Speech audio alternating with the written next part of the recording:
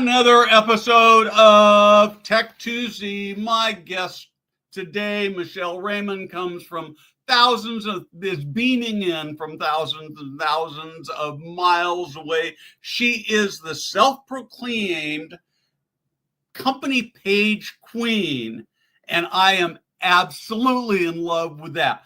So we are going to have a great conversation. You guys are going to learn so much, but first, this.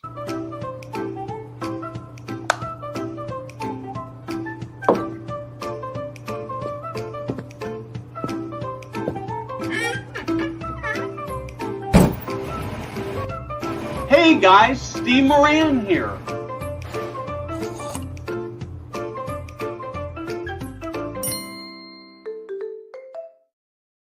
So Michelle, I have to tell you, as I was researching you, there's so much stuff I want to talk to you about that I'm going to skip over. I mean, things like your mom's wisdom. If you hang out with garbage, you will smell like it.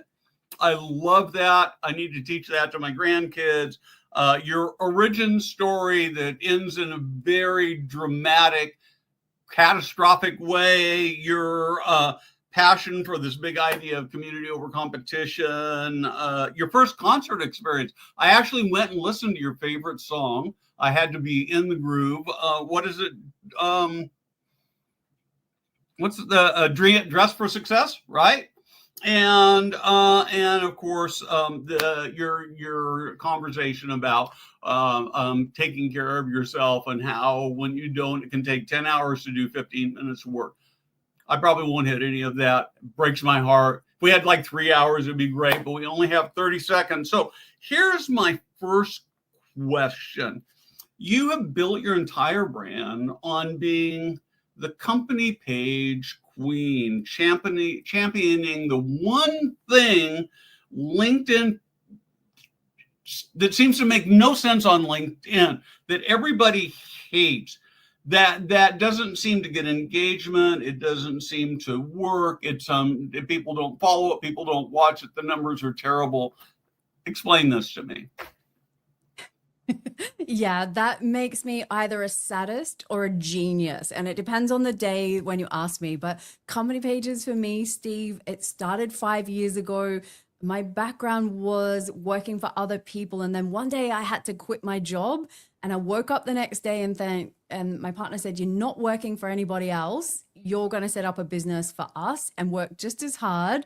And it will be a success." And I was like, "What will that be?" And it turns out, in the story that I was going to teach the industry I'd come from how to use LinkedIn to grow their business, because I'd been doing it for 6 years at that point in the beauty industry.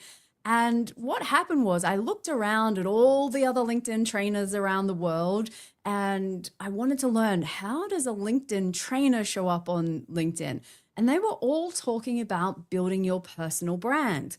I was like, what about company pages? Like, you can't just ignore 50% of the platform, because I had just literally taken all of my connections and followers as an individual, changed companies. Ta-da, the company I left behind now has nothing. And so it started from there. And then I realized when no one else is talking about your topic, it can feel lonely and intimidating. But here's the bonus. It also means that you have a clear lane and you can own it. So I set about owning the company page space. I went up against all of the naysayers that would say they're a waste of time. Why do you bother? Just build your personal brand. And what do you know? I just grew my business faster, ended up on international stages speaking about the topic, and just really found my way to stand out. So whether company pages are your thing or not, it's really important lesson on LinkedIn to find out what is the thing that makes you stand out in your industry. So we are completely schizophrenic about it. I've got a little over 30,000 followers on my personal page. We've got, 16,500 on our company page. We're obviously broadcasting this on our company page. And yet it is the most frustrating thing in the world. It's become really critical for me because I recently sold a senior living foresight to another company. And because I'm old And one of these days, I'm not going to be able to do this anymore. And so I'm trying to figure out how to transfer. And I'm sort of I am the brand in many respects. And so the company page seems like the logical place to make that work. And I'm at a complete loss. And really, most experts, as I understand it, say don't bother with company pages. It's a waste of time. It doesn't work. They think that LinkedIn doesn't even care about them. Are they wrong about reach, or is there maybe I don't understand what company pages are really for? Yeah, look, I get where people are coming from. And, there's a couple of things to keep in mind. LinkedIn is a platform that continues to grow. We're at 1.3 billion members. And I saw recently there's like 70 or 90 million company pages out there. Now, we've only got one home feed and we're all competing for space. We all want our content to be seen. So I always say with LinkedIn, follow the money. So how does this work? Well, LinkedIn need us as members to log on every week and start scrolling. So their goal is to get us on there as individuals and scroll so we watch ads. So that's why personal content gets the priority in the home feed. So as you scroll, you'll probably see 4 or 5 personal posts. And then what comes next in their priorities? Of course, the paid ads. That's where they're making billions of dollars every year because companies and now individuals can pay to get their content seen by more people. So as we keep coming down that food chain, now we're at company page content, which is in LinkedIn's eyes, probably the content format and, through company pages, the one that's all the way down the bottom of their list. Because why? Well, there's too much content that's already going out under personal and ads, and the leftover space goes to company pages. So company pages can be a bit of a problem if you're relying on them solely to get your business recognized. Now, the easiest answer for people, Steve, is often just build your personal brand. But I love the case study that you've just shared. You're the exact reason why I say to people, build both. Now, depending how big your company is or how much resources you have to dedicate to LinkedIn, you need to assess where is the best use of your time. Now, if you have a plan to sell your business like you have recently, then making sure that company page is built up like an asset that you can transfer to someone else really has a lot of value. On the flip side, if you're somebody that is not looking to sell your business or have employees, just focusing on your personal brand for the majority and having your company page tick over can often be a better use of your time. So there's never a one size fits all, but there is certainly a place for company pages for a reason that most people don't think about. It's all well and good to measure company page success based on the number of impressions, so the sets of eyes that see your content. But what happens, Steve, if someone goes onto Google, tap, tap, tap, types in your business name, because they've come across your content, they're doing a bit more research, your website typically comes up in the first results, and then your LinkedIn company page will be just underneath that.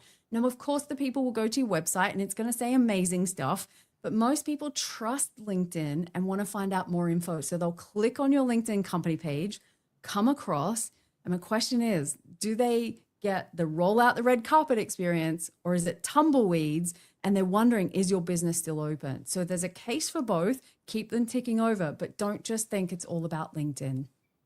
Okay, so let's talk about what the roll out the red carpet experience is. And I'm going to start by saying that we put a lot of LinkedIn's our primary social platforms. We spend a lot of time there. And I look at a lot of company pages, and I sort of find two things. One is where people hardly post at all. They don't seem to care. They don't seem to work on it, or they post all the time, but all they're posting is what's effectively advertisements, and they're uninteresting and they're boring. So there's got to be a better way. What does that roll out the red carpet experience look like? Oh, there is a better way, Steve. There is absolutely a better way. And I'm out and on a mission to try and stop company pages from being boring or being that self-promotional stuff that, honestly, I don't think it ever worked. It certainly doesn't work in 2025 going into 2026. And the reason being is I think that when people are on social media today, they're looking for answers. They're looking for ways that they can make confident buying decisions. So, how do you help the people on the other side be okay with the fact that they're going to reach out and spend money with your company in whatever kind of company that you actually have? But how do you build that trust and credibility? Now, trust and credibility doesn't come from talking about yourself and your own business. It actually comes from how can you create content that is in service of your audience, the people that you want to buy from you. Are you the most helpful? And I'm just going to put this on record right now because I think I have to say it. It's okay to have fun on LinkedIn, right? I understand that buyers are often C-suites, they're directors, they can be high up, they've got a lot of experience, could even be an age group thing depending what industry that you're in. But ultimately, they're just humans at the end of the day. And a lot of content that comes out on company pages is so busy being professional that it would put most human beings to sleep. And even worse, we just scroll past. So we have to figure out ways, how do we get people's attention? And if I've got a choice between a boring company page post that looks like an ad and smells like an ad and for all intents and purposes practically is, versus a human post from an individual that talks to my problems and is in service, I'm going to pick that content every day of the week. Now, that's not to say you can't talk about what you do in your business. You absolutely can. Like, this is not a part where we're not allowed to talk about what we do, but there's so many interesting ways that we can tell the stories of the business, highlight our staff, and make it really interesting. What can I find out if I go to your website? And so when I say roll out the red carpet, it can be things like making sure the banner on your company page is like your billboard. Is it obvious to the person who lands there what you do, who you do it for, and what makes you different? Or is it just something you threw up there years ago and haven't ever given any thought to? And the same goes with your tagline and your about section. I often urge people that have a company page, go back with a fresh set of eyes, take a look, and you could do this with yours too, Steve, and have a look and go, is that still where we're at right now? Is that what I want people to take away about my business? And most often the answer is, yeah, no, not really. And I say, the best test, would you read it? Would you continue to read it? And if the answer is no, you know the work that's to be done. So I got to say, Jada, who's producing in the background, you need to make a note for us that we need to go back and take a look at that and talk about that, because I don't know that we have in a long time. I mean, these things that are sort of static, right? You write them once, you put them up there once, and you just don't think about them again. And it's funny, as you were talking, I've been to a bunch of trade shows in the last few weeks, and it's sort of the same thing when you walk by booths, right? You walk by a booth that they've spent a lot of money on, and you have no idea what they do. And it just drives crazy. Okay, so one of the things I want to ask about, so you're on this LinkedIn Small Business Advisory Council, which means that you get to look at stuff early and test stuff. Before I actually get to my real question, the first thing is it fun or frustrating? Well, sorry, I missed the end of that question. Okay. Could you Is repeat it for fun me? or frustrating to be on that council? Yes, is the simple answer, because there are things that I would love LinkedIn to do as a user. And then at the end of the day, LinkedIn are responsible to their shareholders first and foremost. So they're all about making money. And we've seen that monumental shift this year, and it really has become a pay to play platform. And I think we've done pretty well to get 23 years, or the best part of, where LinkedIn hasn't been like that. Whereas, Facebook and Instagram, they've been doing it for, 10, 15 years easily. So LinkedIn's finally caught up to, oh, we should be making more money off this platform. Now, I get it from their perspective, and that's great. But as a user, I have a whole set of other experiences and things that would make my life easier. So there's often a disconnect between what they want and what we want. And some of the features that they release, I'm like, why did you bother with that? Or it's something obscure that I've given them feedback and they think it's a really amazing idea. And other times when I give that feedback, they sit there with this kind of look where their head tilts and, eyes and you can see the thoughts ticking over. So I got to spend some time with the LinkedIn engineering team for company pages. I got to present to them and they got to ask me all kinds of questions. And what they didn't realize, and they're not immune to this. So I want you to listen. It's easy to pile on LinkedIn, but just check if it's happening in your business too, is that we often think about our own goals and our own business and want to talk about that so much and spend very little time understanding what are our customer goals and doing that customer research. What are the problems they're facing right now? How do they describe them? What's the biggest challenge that they've got? When you spend more time understanding that, then you can create better content, which has better results, and you build communities faster and that trust and credibility that I was talking about. But quite often businesses say the whole point of posting on social is, almost to talk about ourselves. And again, it's just a snooze fest. So it's easy for me to say, oh, LinkedIn doesn't get this right. But ultimately, I always think, well, how can I do better in my business? When was the last time I asked a marketer that I typically deal with, what's life like for them right now? Like the world's definitely shifted. There's something it's all kinds of crazy everywhere. But what's it really like for someone on the other side? And I think when you have the empathy and the understanding of people, you have a real opportunity to connect with them. And that's possibly where I focus more of my time and attention these days, because I realize the features and functions, they can't help us if we try and skip over that step. So going back to those foundations of understanding our audience more than worrying about what's going on with LinkedIn is probably the lesson. As I talk about this, it's a reminder to me just as much. Well, and what I actually, maybe this will sound really weird to you and to the audience, but LinkedIn is a marvelous platform. It's really helped us grow in amazing ways, and for a long time I didn't pay any money at all to do that. So I guess maybe the first question I've actually got, but let me finish what I was going to say, and then I'll ask the question. Maybe we ought to spend a little time and say, how can we actually help LinkedIn make more, as a user, how do I actually help LinkedIn make more money, right? And it sounds a little weird, but I actually think there's something to that. So I don't know. So what about paid? What about, I've got a personal paid account. Should I be paying for my company page account as well? And what's that get me? Yeah, look, there's lots of options for individuals to now pay for different features. And if you'd asked me 12 months ago, Steve, should an individual pay for premium or sales navigator? It would have been a hard no from me. Shut down, just use the free account. There really wasn't much difference that justified the spend between free and the premium level.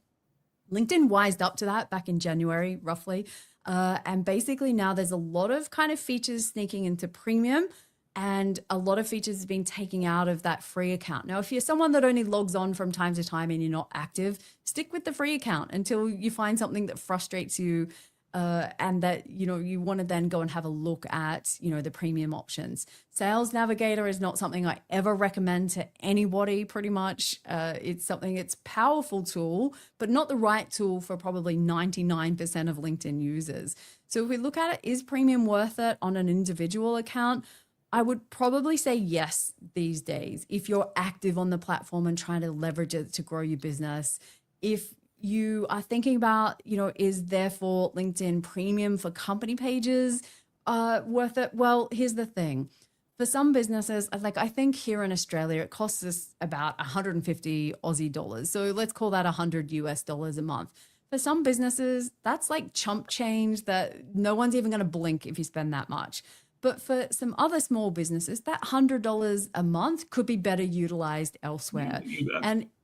And so I always say, do what you can for free. You won't get any more impressions. So it's not going to make your content be seen by more people. The only advantage on the company page one, it will help you grow the page faster, which is great if you have a goal for the page and it makes sense for your business. But we're starting to see things like companies can pay to promote individual posts, and now individuals can pay to boost their own posts as well. So I don't know that I particularly am a fan of us all being able to pay to get our posts seen by more people. Realistically, it's just a donation to LinkedIn that is going to be a way they're going to make so much more money. They are going to entice you every way that you look. But yeah, it's an interesting time for me as someone that helps businesses grow using LinkedIn. I've certainly questioned it a lot more lately than I ever have in the last 10 years because it has changed. And if we try and do things that we did last year, they're not working as well. So you're right, follow the money and see what is it that LinkedIn loves. And there are things like LinkedIn live events, right? Because why do they love that? Why would they promote it? Well, because they've just recently released some new ad formats so businesses can pay to promote their events. So of course they want you to love, events. So it's kind of interesting, but yeah, follow the money trail to see what they're trying to promote. LinkedIn video in general is one of those things. So, as you know, we do a lot of live streaming, and what let me start with a high level. So, I'd love to just the question really is this: what content works best? We know there are text posts, there are photos, there are live stream, there are short videos, there are polls. I know you've got something up real recently on polls, and we always have great engagement with polls. Can you just talk to me what works best from a is there a single post or a series that works better than others? Yeah, so the probably a different question to ask is what kind of content does your audience relate best to and engage most with? And so what works for me in my business might be very different to what works for you and your audience. In general, is there any one kind of content that stands out and gets better performance? In 2025, absolutely not. But if I go back to 2021, if you did a LinkedIn poll on what's your favorite flavor of, soft drink or, like anything like that, it would just go crazy. It didn't have to be intelligent. It would just take off, hundreds of thousands of impressions. And then after that, we came about those carousel sliders, the PDF documents that people did, and they would go crazy. At the end of last year, it was LinkedIn video, short format videos because they had a new format and it was their favorite thing to do. Yeah. But this year, it's all been pretty even. So I always say, have a good mix because when you mix, if you think about your community and your audience that's out there, then everybody learns differently. So for me personally, I can never listen to podcasts, which is crazy when you think I have two podcasts that I do of my own. And, why would I invest so much of my time and energy into that when I don't like them? Well, easy, because a lot of my audience does like them. If it was up to me, I'd be writing long format newsletters Yeah. because that's my favorite. I love to go deep. I love to just, give everyone everything that I've learned. I get excited by that. Some of my people in my community, they're like, oh my God, Michelle, I can think of nothing worse than reading a 7-minute newsletter. Yeah, I don't have time for that. Just give me the short bits. And other people love videos, especially the younger age group. So I always say to people, mix it up, see what works for your audience, check the analytics and see what's landing best. And then you'll get known for a certain thing because ultimately it has to be the post that you do. And one of the biggest problems that we have is most people have amazing ideas that stay in their head, never to see the light of day on LinkedIn. So the post that gets done is the perfect post. I love that. A post that gets done is a perfect post. Okay, so I got to talk a little bit more about data. We go crazy. We do these live streams.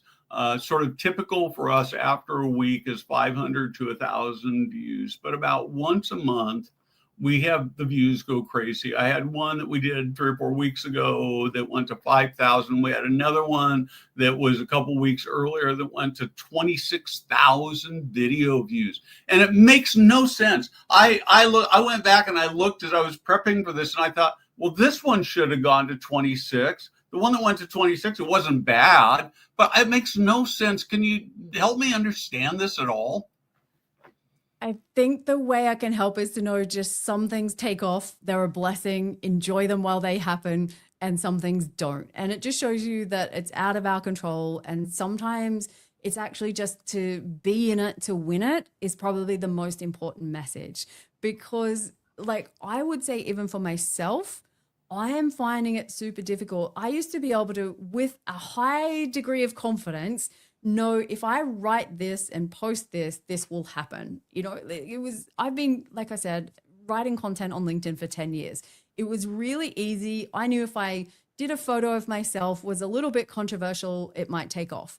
And if I do like real thought leadership and give away all of my brains and my secrets and all the things that will help people, it falls flat, and I would be like, why is this so? And sometimes it's just people. Sometimes it's the luck of the draw. And, that's just how life is on LinkedIn right now. It's a lot more unpredictable because they have a new technology behind the LinkedIn algorithm. Now, I don't like to always go into it too much because people get obsessed with trying to understand how this algorithm works now.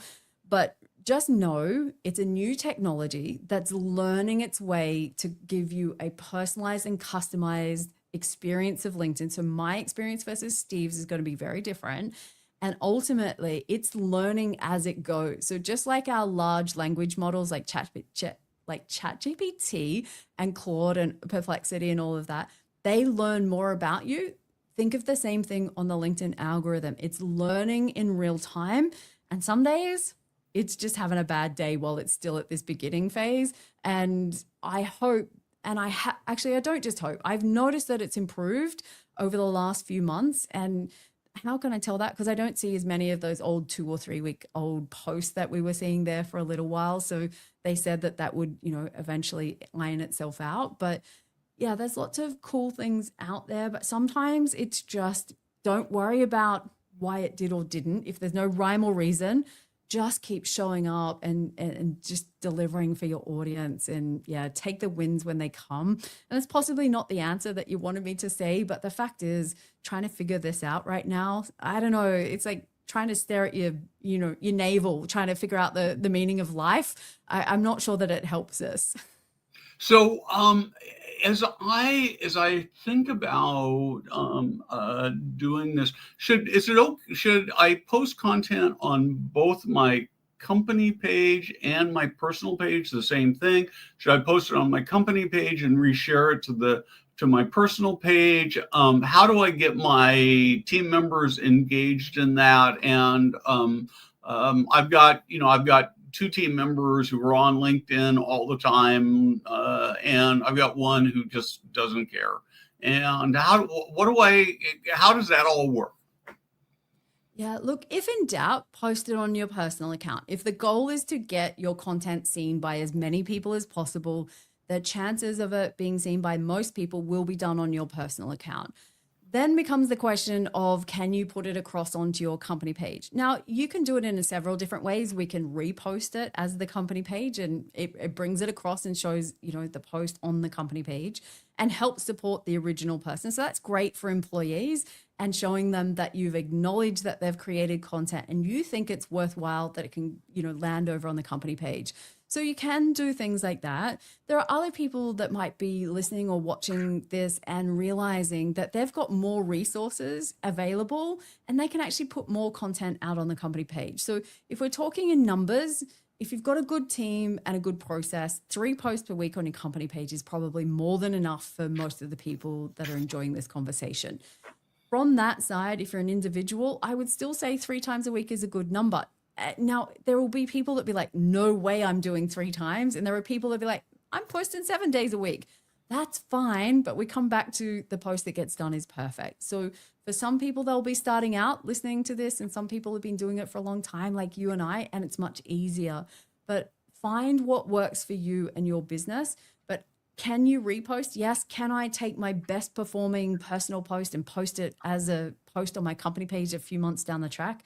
Absolutely. Do it all the time. Best way to repurpose all of your content. So as long as you think about where is the best use of your time and what is your business goals for doing all of this, and then ultimately what are your customers after, then they're the kinds of questions that will naturally answer, where should I post this? I like that a lot. And one of the things that's really interesting to me, it's been several years since this happened, but the best performing post I've ever had on my personal page was something that I shared that somebody else had posted, really without commentary. It was a very heart-touching story at Christmas time, and I think it went to over 100,000 views. It was just crazy, and so I always think, well, sharing's not that good, but I think sharing has value. Is that reasonable? Yeah, absolutely. And there's different ways, right? So we focus a lot on what keeps LinkedIn happy or what keeps the algorithm happy. But imagine what it feels like for one of your employees or someone in your community, or it could be a customer or a customer that you want to work with. And if you think about it, when you show up and support them by liking or reposting, then okay, so the algorithm may not reward you with big numbers, but I can promise you that that person noticed that you did that because not everyone's doing it. They clicked on their numbers and went, you were the only person that reposted it. What happens when they see your content next time? Well, as you know, as my grandmother says, what goes around comes around. So the more that you give and are generous to other people, that comes back at you. You know, we call it the law of reciprocity, which is too much of a mouthful for me to say. But I often think, you know, it's all when you come onto LinkedIn with like a giving and generosity mindset of helping others to achieve their goals, that's when the real magic happens. And that's the content that lands. And there'll be some people going, oh, I don't like how LinkedIn's gone too personal. This isn't Facebook is, you know, often the line that we use to describe that. The fact is right now, the platform is 65% Gen Z, right? So they're half my age, but they take up that much of the workforce as well. So they are really dominating what kinds of content are resonating. They want transparent content. They want authentic content. They don't like over polished design or, you know, going over the top and editing stuff. No, they're used to jumping on TikTok or, you know, YouTube and just grabbing the phone and talking to a, you know, really easily, no production value. And they trust that a lot more. So we have to be mindful. It's easier to say, oh, they're not my target audience because maybe they're not C-suite right now. I don't know, give them 5 years, they will be. So are you going to own the space now? Because if you wait 5 years, they've already decided who they like to work with. They're quite loyal. And once they worked with a company once, they stick with them for a lot longer. Cool. Well, we're about out of time. I want to ask you one very quick question, and then I want to talk a little bit about how people find you and resources that you have. But here's my quick question. Can you post too much? We have a little bit of an internal struggle with this in my organization, and I see it differently than my social media experts. So I'd love to hear. The question that you asked, can you post too much? I think there is a conversation behind it that goes, why am I posting that kind of quantity? Is it because I've just got so much content I want to repurpose and I'm doing it for myself because I put effort into, say, this live stream, I can chop it up so easily today, and should I put it out there? And then it just comes back to, well, what are your goals and what does your audience expect? Now, sometimes the algorithm and LinkedIn will penalize you. So if you post the first one and you do another one in that same day, it kind of makes the first one disappear into the abyss and prioritizes the next one. And the second one doesn't work quite as well. Third one, not as much. So there is a bit of a, you know, a penalty that happens from that side. But the question then becomes, well, if we've got a company page and I've got my personal profile and I'm posting 7 days a week on both, is that a problem? No, I don't think so. If you can keep up with it, you're not burning yourself out, you actually enjoy it, your audience loves it, go for it. And I think that's why I would always say there's not really, you know, a rhyme or a reason. For some people, they never post content, but they're really great at sending direct messages and having conversations with people. Some people don't post content, but they are commenting prolifically on lots of other people's content. So never a one size fits all, but if you are comfortable doing it, go for it. I'd stick to probably one post a day max for most people out there. But again, this isn't a one size fits all, but just think about why we're doing it. If it's helping your audience on the other side get closer to their goals, yeah, maybe it works. But if it's just doing it just because you can, then it will feel like that to your audience on the other side. Well, we are out of time. I have so many more questions I want to ask. We can't do that. But where do people find you? And I guess maybe I want to hit one thing sort of head on is people say, well, you're a long way away. Can I still work with you here in the US? And I assume the answer is yes, I found you. And you came to us by Brooke Salas. I do want to give her credit for doing the introduction there. So talk to us about the resources you have, how to find you, how people work with you. Yeah, and shout out to Brooke Salas, who I always make her say howdy y'all, because y'all is my favorite US word that hasn't made it to Australian pop culture. So, yeah, so shout out to her. But you will find me on LinkedIn, no surprises, Michelle J Raymond. Now, the J is in there to help you discover me because there's lots of other Michelle Raymonds. And let me know that you watched this and what you took away from this.